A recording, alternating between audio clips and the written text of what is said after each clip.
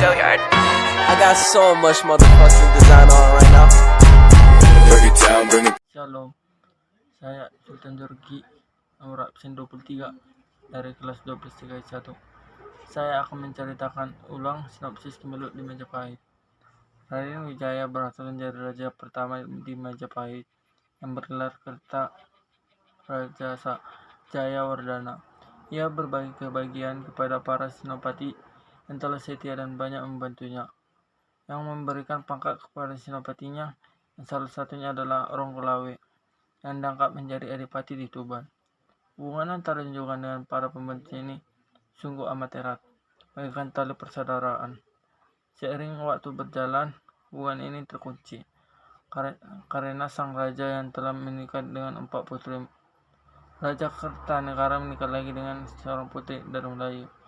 Hal keempat putri ini adalah: yang pertama, Bestri-Bunan sebagai permaisuri, yang kedua, Diana Raendra, dan yang ketiga, Jaya Endra Dewi, dan yang keempat adalah Retno Sutawan, yang artinya terkasih, karena memang si Bunci ini adalah yang paling dikasih oleh raja. Kecantikan dia Gayatri setelah terkenal ke seluruh negeri dan selalu dipuja-puja oleh sastrawan pada masa itu. Akan tetapi datanglah pasukan yang beberapa tahun lalu diutus oleh mendiang Raja Kartanegara untuk pergi ke Melayu. Pasukan ini diberi nama pasukan Pamalayu dan dipimpin oleh Kebo Anabrang. Pasukan ekspedisi yang berhasil balik ini hal pulang membawa 2 putri bersaudara. Sang raja terpikat oleh kecantikan putri kedua, yaitu Dara Petak. Sang raja pun menjadikan Dara Petak sebagai istri kelima. Hal ini menjadi Dara Petak sebagai saingan terberat.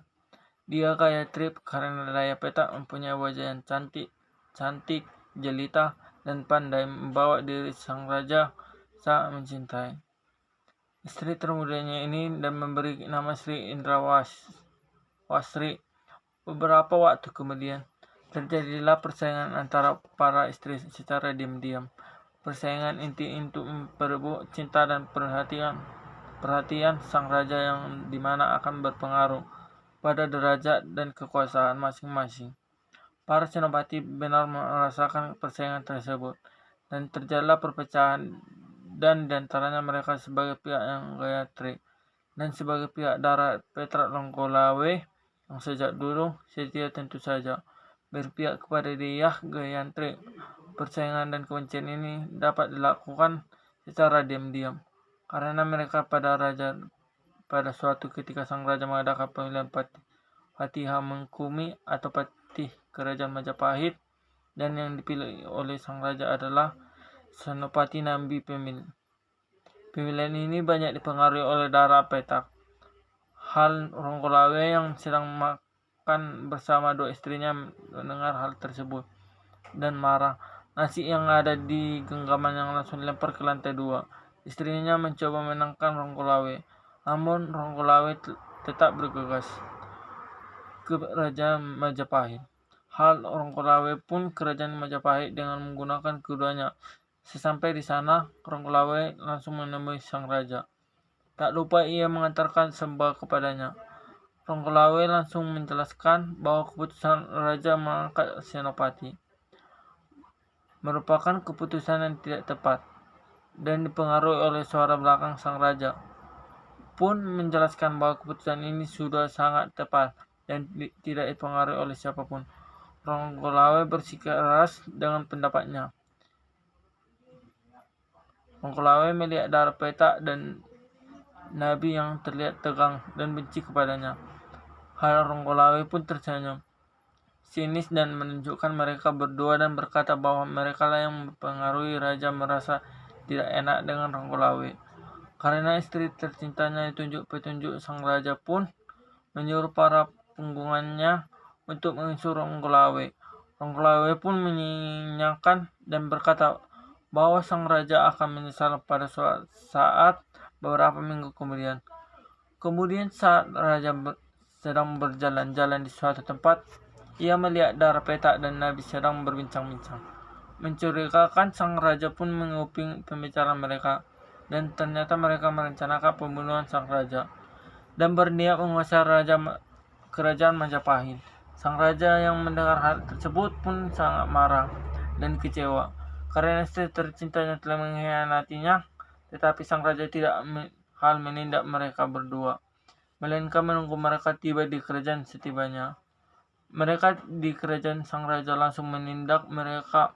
Sang raja menyuruh pengawalnya untuk menghukum mati Dara, dan Nabi sang raja pun membenarkan perkataan Ronggolawe. Waktu itu Ronggolawe pun dipanggil kembali ke kerajaan Majapahit, dan Ronggolawe dijadikan sebagai patin Amangkumi atau patin kerajaan Majapahit. Itulah sinopsis dari Kemelut di Majapahit. Demikian dari sinopsis saya. Saya akan menjelaskan hal apa saja yang menarik dari novel Kemelut di Majapahit ini. Yang pertama adalah latar waktu. Waktu pada novel ini menceritakan pergolakan setelah wafatnya Raja Kartanegara.